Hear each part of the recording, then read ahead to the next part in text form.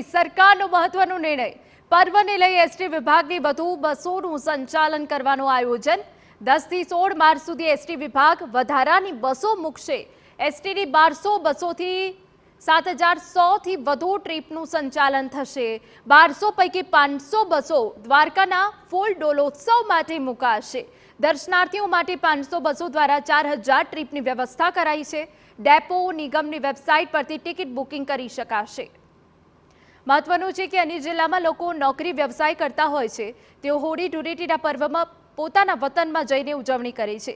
ત્યારે પર્વ સમયે ખાનગી બસ ચાલકો મુસાફરો પાસેથી ઉઘાડી લૂંટ ના કરે, ગરીબ અને મધ્યમ વર્ગના લોકોને રાહત મળે તે માટે સરકાર અને એસટી વિભાગે મહત્વનો નિર્ણય લીધો છે. કે જે રીતે છેલ્લા 2 દિવસથી અલગ અલગ જગ્યા પરથી ડિમાન્ડો આવી એટલે 1000ની બદલે 1200 બસ માત્ર દાહોદ, ઝાલોદ, ગોધરા, સંતરામપુર, છોટાઉદેપુર વગેરે જિલ્લાઓમાં શ્રમિકોને પોતપોતાના ગામ સુધી પહોંચાડવા માટે 200 બસો બીજી વધારે લીધી છે અને 1200 બસ કરીને કુલ મળીને 7100 જેટલી એક્સ્ટ્રા ટ્રીપ એસટી વિભાગ દ્વારા કરવામાં આવશે, જેથી લોકોને વધુ સરળતા પ્રાપ્ત થાય.